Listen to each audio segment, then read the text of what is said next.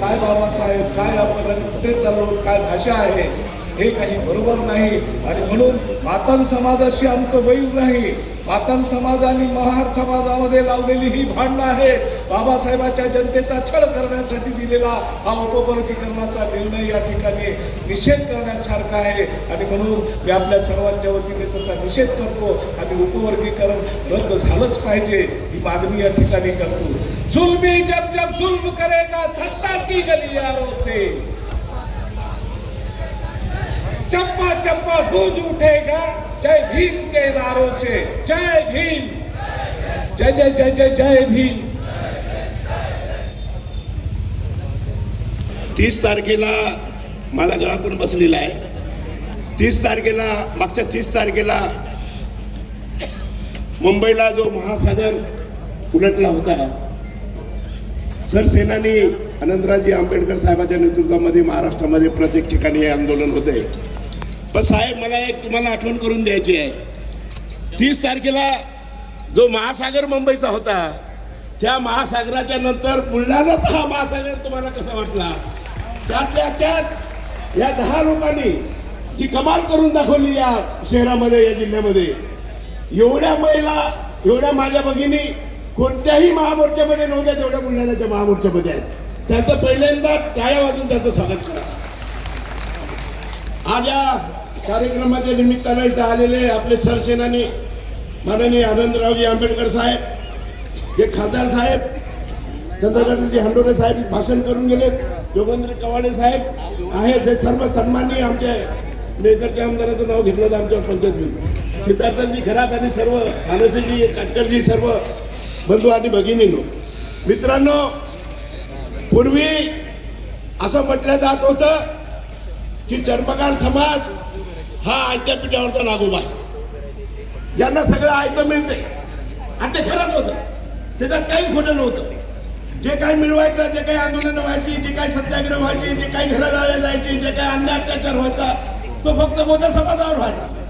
आणि आमच्या वाट्यावर आयतं द्यायचं म्हणून आम्ही आयते नागोबा झालो. विशेष म्हणजे आळंदीला आम्ही महाराष्ट्राच्या सगळ्या ज्या संघटना आहेत त्यांना एकत्रित केलं आणि डॉक्टर बाबासाहेब आंबेडकरांचा हा उपकरणाचा हा लढा जो आहे, याला जो विरोध करायचा आहे, तर कोणत्याही संघटनेचा, चर्मकार समाजाची एकही संघटना, 100 संघटना आहेत महाराष्ट्रामध्ये, एकही संघटना उपवर्गीकरण झालं पाहिजे असं कोणीच म्हणत नाही. नाही झालं पाहिजे म्हणून लढत आहे. आणि या आंबेडकरी जनतेच्या खांद्याला खांदा लावून सगळा समाज महाराष्ट्रामध्ये एकजूट आहे. आणि मित्रांनो, जे डॉक्टर बाबासाहेब आंबेडकरांनी केलंय ते पुढे एका समाजासाठी नाही केलं, ते प्रत्येक समाजासाठी केलं. विशेषतः या देशामध्ये असलेल्या बहुजन चर्मकार समाज, या देशामध्ये 1 नंबरची जात म्हणजे चर्मकार समाज आहे. मित्रांनो, लक्षात घ्या, 1 नंबरची जात चर्मकार समाज. आणि त्या सगळ्या चर्मकार समाजासाठी, पण ते कांशीराम असतील, ते मायावती असतील, पण डॉक्टर बाबासाहेबांची अनालॉजी घेऊन ते फिरले आणि समाज एकत्रित केला आणि एक न्याय देण्याची भूमिका जी आहे समाजाला ती त्यांनी अंगीकारली आणि म्हणून समाज एकत्रित झाला. मित्रांनो, आपण पुढे आहोत का त्याचं मला काही घेणं देणं नाही, पण आपण बाबासाहेबांच्या ज्या मार्ग आहेत आपल्याला दाखवल्या, त्या मार्गाने आपण चाललं पाहिजे.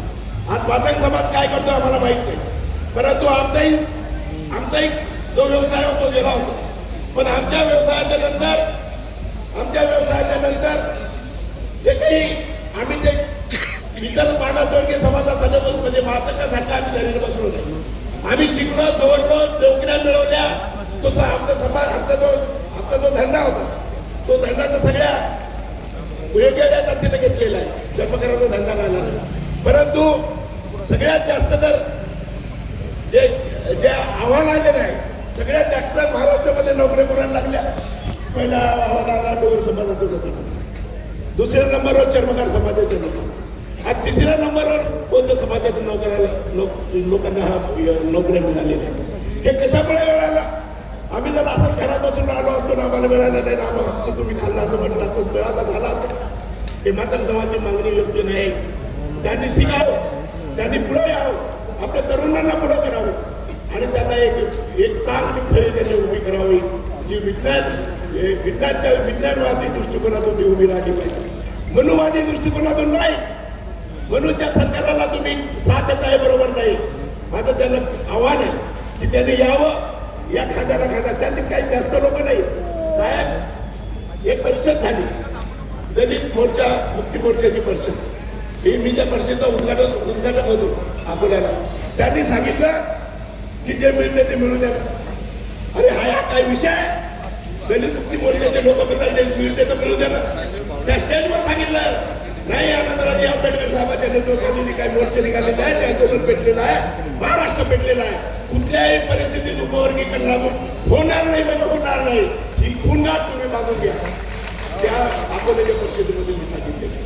म्हणून आमची जी भूमिका आहे, माझी भूमिका आहे, माझे वडील आरबीआयचे जिल्हाध्यक्ष होते, त्या काळामध्ये होते, दादासाहेबांच्या काळामध्ये, बाबासाहेबांच्या काळामध्ये. मी तर मी तर स्वतःला समजतो की मी बुद्ध आहे, मी आहेच, मला अभिमान आहे त्याचा. पण माझा समाज ही त्या मार्गाने घेऊन जाण्याची भूमिका माझी राहिलेली आहे. मी माझ्या समाजाला सुद्धा त्या मार्गाला घेऊन जात असताना प्रत्येक सभेमध्ये सांगत असतो की तुम्ही बाबासाहेबांच्या मार्गाने चाललं पाहिजे. आता समाज सुधारलेला आहे, आता समाजाच्या लक्षात आलेला आहे, तो त्या मार्गावर निघालेला आहे. तुम आगे बढ़ो, आनंदरावजी आंबेडकर साहेब, सरसेनानी साहेब, हम तुम्हारे पीछे है. जनता महाराष्ट्राची तुमच्या मागे आहे. हजारो लाखो करोडो जनता तुमच्या पाठीमागे उभी राहणार आहे. कामा नाही. जर त्यांनी हा निर्णय घेतला तर महाराष्ट्रामध्ये भडका उडेल आणि महाराष्ट्र पेटल्याशिवाय राहणार नाही. तुम्हाला एका माणसाने दिल्ली, की आता सांगितलं कोणीतरी एका माणसाने दिल्ली तुमचे काय हाल केले. हे तर किती लाखो करोडोचे हे लोक आहेत, हे तुमचे काय हाल करते तुम्हाला लक्षात येणार नाही. हा निर्णय तुम्ही घेऊ नका. तुमच्या स्वतःच्या स्वार्थासाठी जाती जातीमध्ये भांडण लावू नका, जाती जातीमध्ये द्वेष पसरू नका. एकाला वेगळं करायचं, दुसऱ्याला वेगळं करायचं. आणि सूची जी आहे बाबासाहेबांनी लिहिलेली 59 जातीची त्याला पुढे तडा देण्याचं काम हे मनोबली शासन करते. त्याला आपल्याला करायचं आहे, संघर्ष करायची. पुन्हा एकदा राज्याच्या